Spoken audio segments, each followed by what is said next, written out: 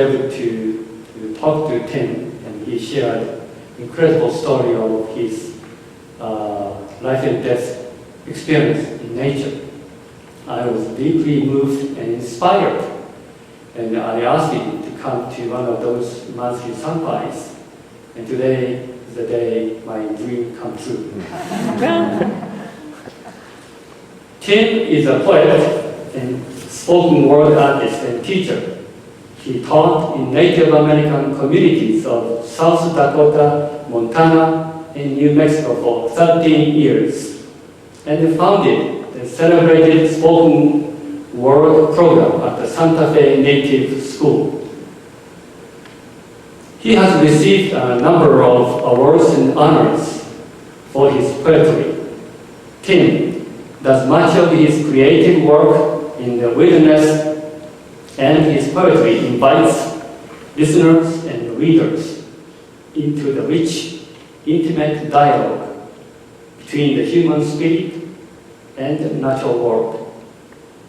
He and his wife, singer and sound healer Mari Sato, offer concerts of music and poetry and facilitate workshops and the embodiment of songs and poems as a spiritual practice. If you are interested in Tim and Mari's work, please visit their websites. They are on your program. Taking advantage of Mari's presence in Pasadena, I asked her to give us some workshops on chanting. The workshops focus on techniques to open, strengthen, and illuminate our awareness while chanting, the importance of listening and harmonizing with other voices will be emphasized. If you are still unable to enjoy Shumei chanting 100%, this workshop is for you. Yesterday there was a workshop at Hollywood Center, which I heard went very well. And today you have a last chance. Afternoon, 2 to 4 o'clock, at this sanctuary. So after hot lunch, please come, and still we have some room for you. So now, without further ado, please welcome Tim. Good morning, everyone. Good morning. Thank you for having us here. Thank you, Eugene, for the special invitation to come.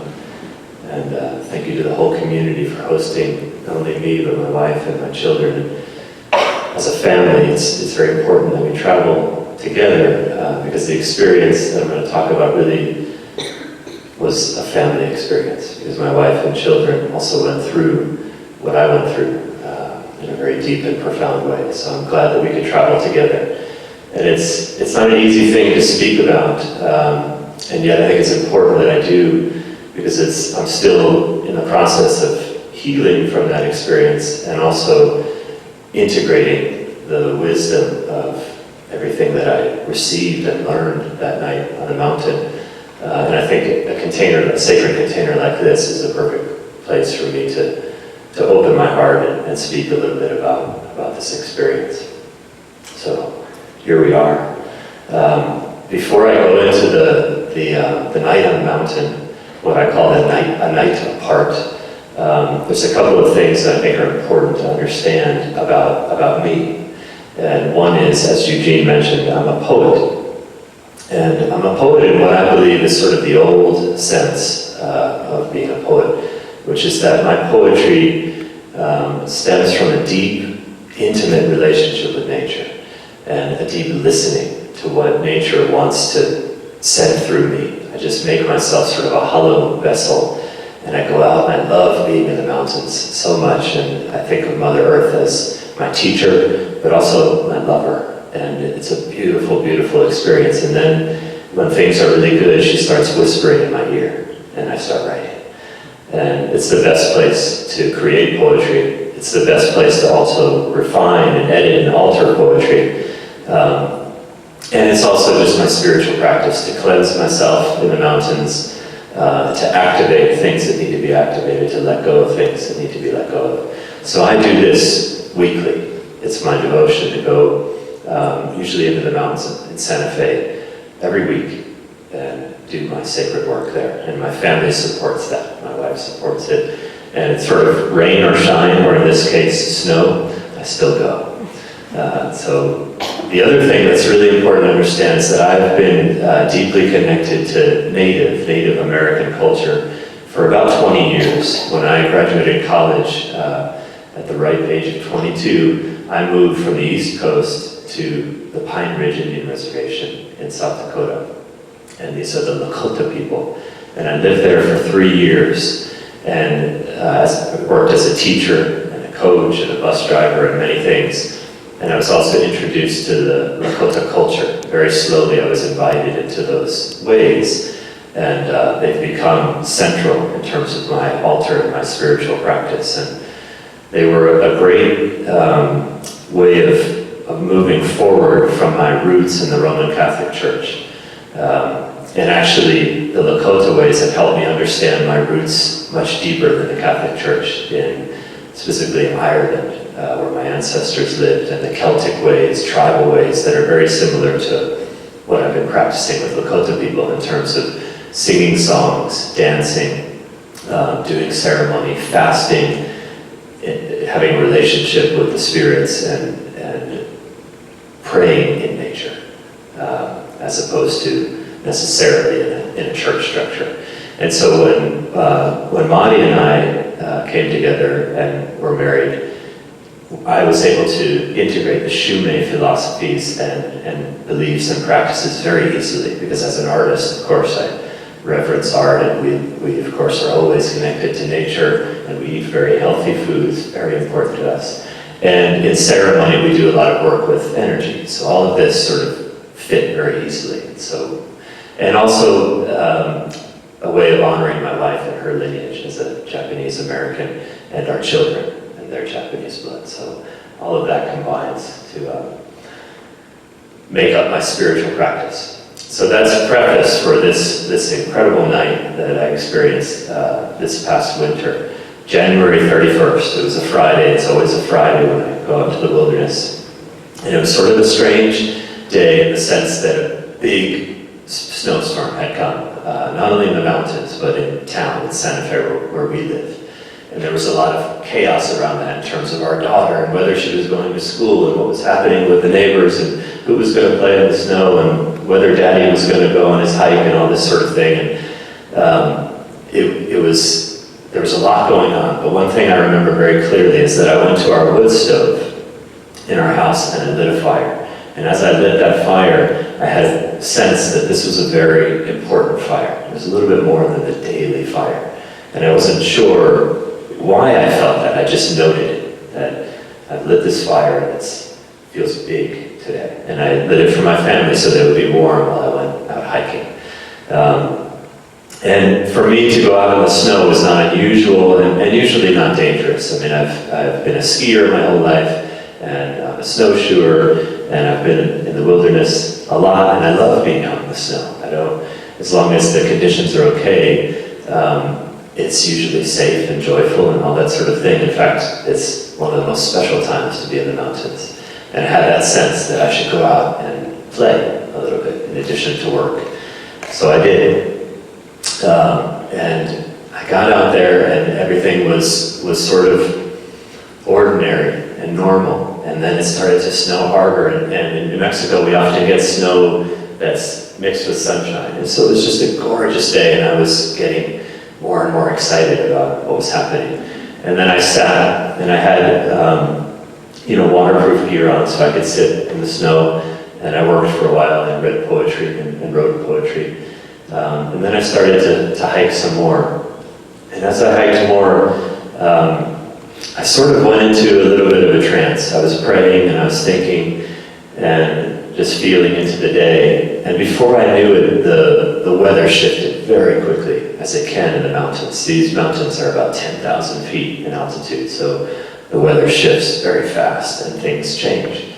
So the clouds rolled in such a way where I didn't have a chance to really gather myself. I had to just sort of observe what was happening and try to make sense of where I was. But before I knew it, I could see no further than I can see to my wife here.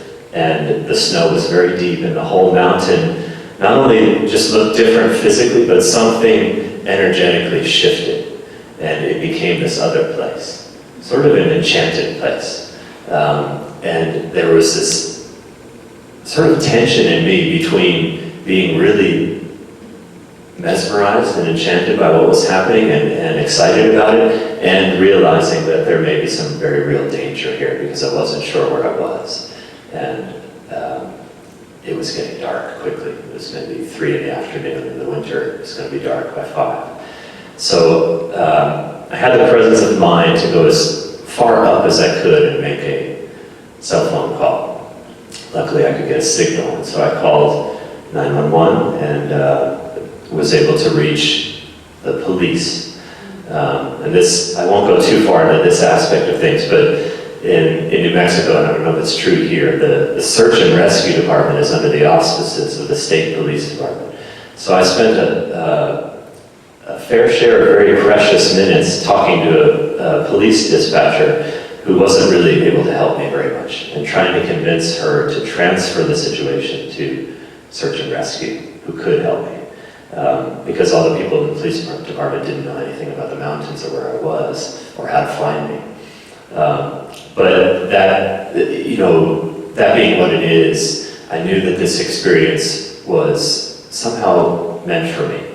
And I trusted that right away. I said, I didn't get upset at the police. I didn't lose my wits. I just stayed calm and just kept looking. What's happening and why is it happening? Or how do I respond to what's happening? And so it wasn't until about, I'd say 9 p.m. when the whole situation was finally transferred over to search and rescue, who could actually help me. And so at that point, I had been through a lot. And it was, you know, actually I want to switch for a second into the language that I'm most comfortable in, which is poetry, to give you even deeper sense of how I feel when I'm in the mountains. When I go deep into Mother Earth, into her belly, or onto her body, as I say in one of my poems, my little cells uncoil like June cactus buds. My ticking brain unwinds to silence. My chest splits to let my heart out for a walk. Things become the softness they rightly are. This wall of mountain with no edges holds me. This rock in my palm also wears a delicate skin. The air and the angels spread their silken touch over all of this place, lighter than mist, finer than feathers. Whenever I have suffered, whatever low roads I have trod, this is where I must stop and be broken open in rich contradiction, savoring the deep peace possible now, longing for the untold freedom of hereafter.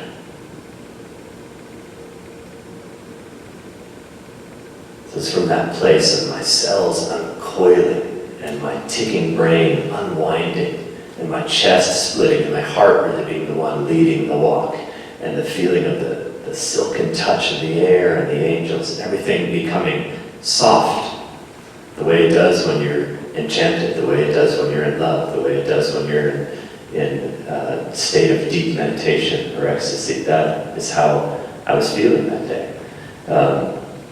And then all of a sudden, real danger and real, what do I do and how do I do it? And because I've been in the wilderness a lot, I have a lot of wilderness training. So I went to that first, and I said, okay, I need a fire. I'm probably going to be here for the night. Doesn't look like anyone's finding me. The police officer was looking for me. I could hear his siren, but I was in a very vast canyon where there's a lot of echoing. And the sirens seemed to be coming from everywhere. And he was with his flashlight and in his black police boots, and he was never going to find me. I was many miles from my car. And I knew only when search and rescue got on their snowshoes or their cross-country skis or something like this would I have any chance of being found. So I said, this is up to me to figure out how to survive. So I tried to make a fire. I had a lighter with me. But this is deep snow, and everything was very wet. Everything was icy, the sticks and the branches, and my hands were getting very cold quickly. So the lighter didn't work after a few strikes. And again, I had this place of, do I fight that, or is that telling me there's no fire? And then I remembered our fire at home. And I said, maybe that's all the fire I need today somehow. And that intuitively felt true. And I started to transfer from this place of logic to a place of magic, from a place of sort of rationality to a place of intuition.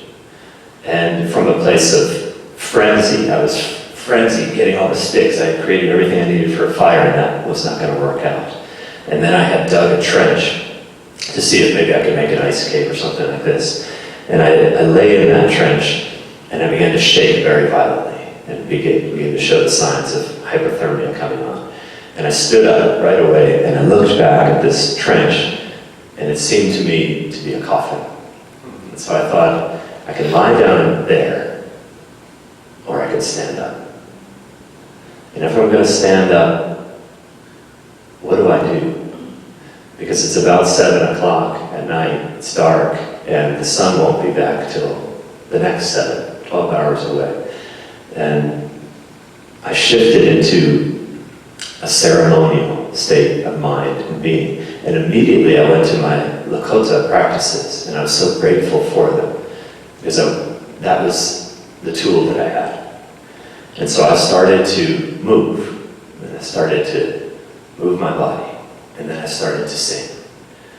And I didn't reserve my energy, I didn't conserve anything, I didn't use caution really. I sang with my full voice and my full energy. And I started to relax. I started to go from that place of frenzy to a place of fluency. And that's what happens in ceremony or prayer. So my breath became more fluent instead of, I'm sure it was very short and rapid and nervous before that. It began to become more fluid. And then my body started to become fluid. And then my mind began to become more fluid and really more simple. Everything became more simple. And I sang, and I sang, and I sang. And all of a sudden, my fingers had feeling again. And all of a sudden, my feet had feeling again. And I had an inner fire rising in me. And beautifully confirming that I was alive, and that I was warm, and that I was okay. And then I had the sense that I was surrounded, I was held by my mother, Mother Earth, and by all those spirits that were up there, and all the trees. None of it felt ominous, all of it felt like friends. The trees felt very friendly, like we're taking care of you and you don't need to worry. And then I started to hear owls, and that owl talk massaged me the way the taiko drum did when we were bowed together here. And all of it was beautiful. I almost wanted to be there. I didn't want it to end. It was so amazing and so powerful to feel I'm going to be okay. But I also knew that it was becoming more and more dangerous because the snow continued to fall, and then it changed to sleet. And so I became very wet, soaked, even in my waterproof clothing after a while, but wet. And so as I moved and danced, I felt my jacket and my shirt and everything sort of lifting off, and my skin could get a little bit more dry and a little bit more warm. And I just kept that up as long as I could. And at this point, my cell phone, the battery was used up by those wonderful state police people. So I could only turn it on and see the time, and it would power off. But that was a helpful sort of in the back in the lot to just touch into that logical realm and say, where am I in the course of this night? Because here I was with no orientation. It was a full moon, but I had no moon. The clouds were so thick, and no stars. I couldn't see which ridge was which. I was just sort of immersed in another world. With this very, very watery world, actually, on the mountain, because the snow was all around me. The snow was falling, the clouds were all around me. And I was in what I now think of as almost like a womb. Like being back in my mother's womb. This watery, dark abyss where I could be made new. And where I eventually could be reborn. And I hope you can go with me to this level. What I did, because I felt I needed to, is I asked the spirits, or God, whatever name you want to give to the divine, I asked, are you taking me home? I've never needed to ask that before, and I hope none of you in this room ever have to ask that until it is your moment. But I needed to ask because I felt uncertain what was happening. And if it was my death, I wanted to be ready, or I wanted to prepare. And the same way I hear poetry as a subtle sounding in my inner ear that I have to then move into language, I heard, no, we are remaking you. We are not taking you, we are remaking you. So as soon as I felt that this was an experience of transformation, not the ultimate transition to spirit, the inner fire rose again, and I became very, very focused and concentrated, and I kept moving, and I kept singing, and I checked my phone, and it was 11 p.m., and I would check my phone, and it was 1 a.m., and I thought, I'm going to make it. And I said, I want to also keep these, and I want to keep these, if I can. So I stomped my feet, and I moved my hands. And then an amazing thing happened. I realized that I hadn't sung one particular song that the Lakota taught me, which is what they call a spirit invitation song. And it's sung when there's a serious ceremony. That song is sung to invite the proper spirits, whether it's the spirit of the eagle, or the buffalo, or a particular ancestor. Whatever's needed, they'll sing this song. And I realized I had just gone into singing, but I didn't have a sense of which songs were coming when. And I said, I need to sing this spirit invitation song. And I did. I sang, and as soon as the song finished the last note, I heard a sound that I had never heard before. And I wasn't sure what it was. It sounded almost like a bear groaning. It was, but I knew that the bears were asleep. At least they should be. And I couldn't think of any other animal that would make that sound. And I listened more deeply, and I realized that it was probably human. And I thought, someone's looking for me. They've come. And what it was four voices. The way the search and rescue comes out is in teams of 4. And then I've never seen them do it, but what they must do is say 1, 2, 3, and then go, Tim, in concert, and try to make themselves heard. So I heard them. And then I started to send my voice. I sent it as high-pitched as I could, as low-pitched, as big, everything I could do to try to be heard. And I continued that for as long as I could. And every once in a while I would hear that faint sound, but it wasn't getting any more present or any more louder. It was continuing to be about the same.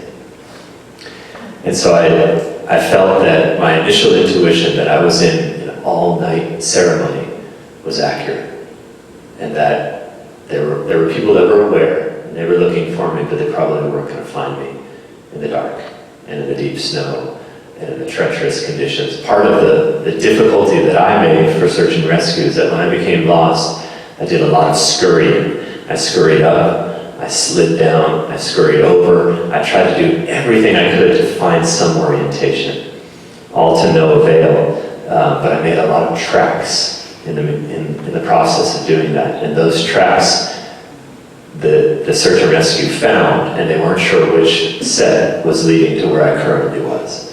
And the conditions being what they were, they decided that they need to bivouac at 3 a.m. and rest. Probably not sleep, but rest, and then wait till dawn to try to find me. So at 3 a.m., all those calls stopped, and for a moment there I felt very alone. But then again, I didn't. I felt beautifully held by all the spirits, and I felt that in a way, I was on what I call, or something about Hamblecha. Hamblecha is a vision quest, and this is where we go out for 4 days, and we abstain from food and water, and we pray. And it's done in a safe container in the summer, and we wait for a vision. And I felt, wow, I had no idea that I was going to go on a vision quest on this day in the middle of winter, but here I am, and this is what's happening, and it'll be over when it's over. And so there's a piece of a poem I wrote which is exactly about this. And it was amazing when I came home how I realized that the poems I had written in the months prior to this experience were almost prophetic. They were almost prophesying what would happen to me. And it confirmed in me what I'm sure all of you understand, that the spirit knows before the body knows, or the mind knows what's happening, or is already involved in it. It's already working on an experience that the body and the mind are going to have later. This was happening in my poetry. So there's a piece of one of my poems called Seeking Nothing. It goes like this.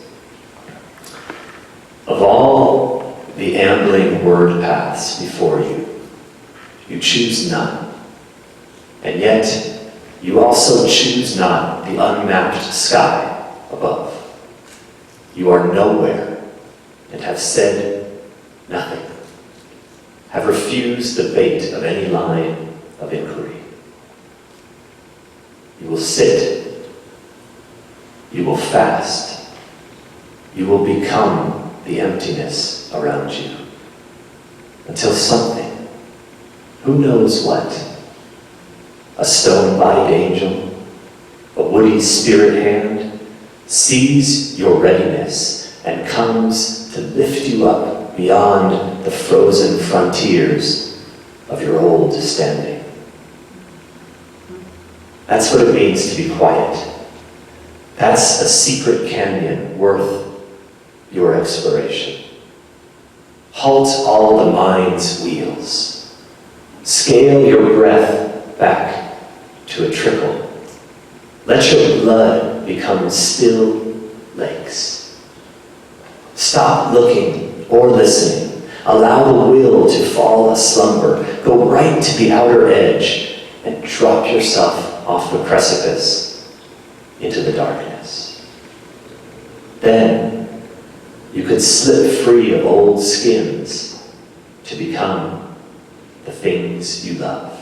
Then you could slip free of old skins to become the things you love.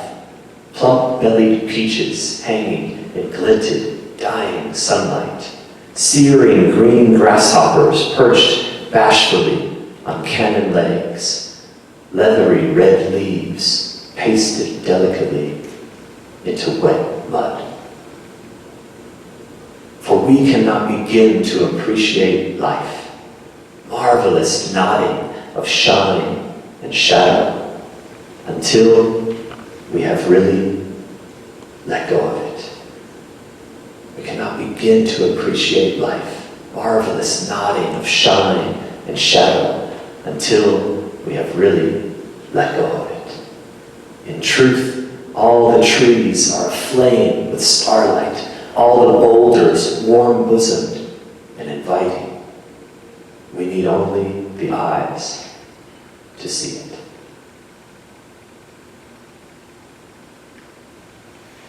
And it was in that space that I did slip free of an old skin, and my vision was changed, and I was able to see my life for what it was. And when I looked with my eyes closed, I saw my wife's face. I saw my daughter's face. I saw my son's face. And I saw our fire. And I knew that Mahdi had kept the fire all night. In fact, I began to feel it on my skin. The type of thing you can only experience when you're in vision quest and you've stopped eating and drinking and you've gone to another state. I could feel the fire at my house. And in that spiritual sense, Mahdi saved my life. She held a devotion at our house, and I feel that in some way I was tethered like a kite, like a golden cord was around me. And Mahdi and the children were holding it. And when Daddy was ready to come home, they were going to pull me back in. But I wasn't going to float off. And I kept looking for my grandparents, or my good friend who had just died 2 weeks before, or anybody that was on the other side of things. And there was nothing there, no message of invitation in that direction. Everything was crystal clear. My wife, my children, I had work to do at home. But that I was being remade, and that the work was changing, deepening, and that literally I would come out as a different person. And I am. And one of the most beautiful changes was that after this experience, months after, I went into an inipi, a sweat lodge ceremony. And in that ceremony, some of my ancestors spoke to the intercessor. Old ancestors, before the Celtic times. These were people with beards much bigger than mine. Big, strong man came and essentially said, "We want you to do the sun dance." I had supported it for years. I had sung for years. I felt as a non-Lakota person, I wasn't going to step in the circle unless some spirit said to do that. And this is what happened. And it wasn't a Lakota spirit. It was an old, before Irish existed as a word, kind of spirit saying, "We did this too, and it's time for you to do it." And so this summer I did my first sun dance. Danced for 4 days. Under the sun, before a tree, again, abstaining from food and water, and devoting myself to that, and made a new commitment as a spiritual person, and as a poet. And it was very beautiful. And it was the most fully embodied I had ever felt in my life. And only because of that night on the mountain could I experience that dance so deeply and so fully. And of course, you want to know, how did I get out of there? What happened was I did move and dance until dawn. And that means continuously. I tried to sit down 2 or 3 times, and if I sat for more than 5 or 6 seconds, I began to shake violently. And so I couldn't sit. So 12 hours, moving, singing, reciting poetry, bringing everything I could, and just saying, here's another hour, here's another hour, here's another 2 hours, and the sun is coming. So you can imagine how I felt when dawn came, and the sun broke through. And I knew that I had made it, and somehow I knew that I was going to get out that day, even though I didn't have any confirmation of that. I felt so amazing. And one of my poems, I say, "Mama Mountain, you beguiled me to stay on in this quiet place, to perch here among these towering trees, to feel the canyon darken in veiled moonlight, to nestle in among the deep-throated coos of owls, perched in the woody fingers of this icy sanctuary. And in the purr of that owl talk run through my hair, and the thick between calls silence rubbed along my temples, something slid within my breast. Some frozen thing I cannot name and could not fall, now cleaves its outer layer clean. The melt drips from my middle like fresh-formed tears, and everything I've carried here is released into your care. There's no one about, There's no one about, not a single soft-skinned two-legger hunkered near. Yet I've never felt such belonging, never so accompanied, as I finally break from this spot and drift through the feathery snow powder, headed home to a waiting woman, 2 children alive like wildfire, our gathering table, our bed of stars. Knowing this old healing code is always quietly revealing itself. If I only step into the folds of Earth's soft openings, stand bare in the spotlight of sun's unflinching grin.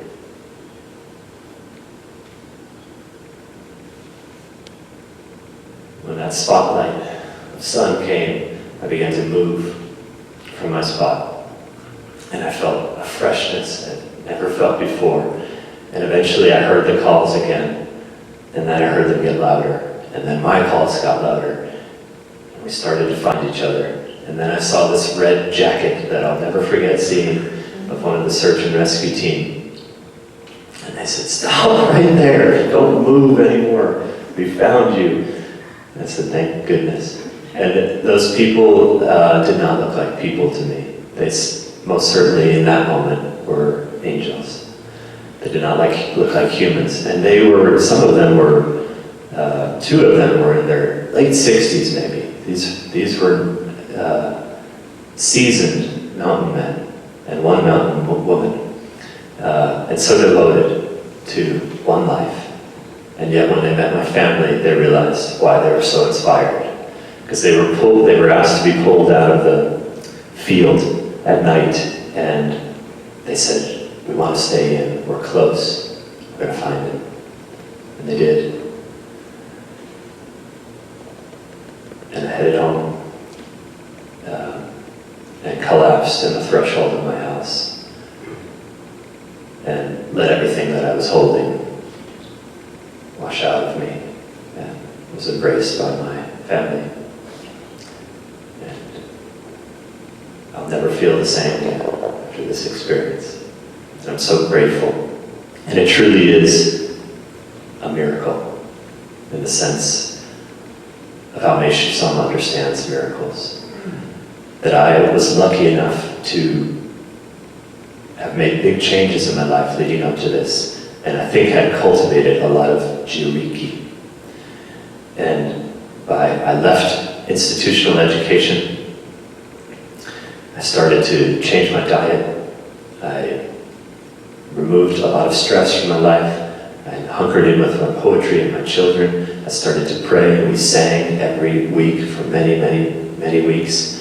And I believe that in some sense all of that was there when I needed it. But in another sense, because I had done all of that, I was given this invitation. That what would have been a crisis was instead an invitation to a brand new landscape. And I felt all of what Meishu-sama calls tariki, by the mountain spirits, the ancestors, all of these things coming and saying, "We're holding you, and you don't need to think, you don't need to be afraid.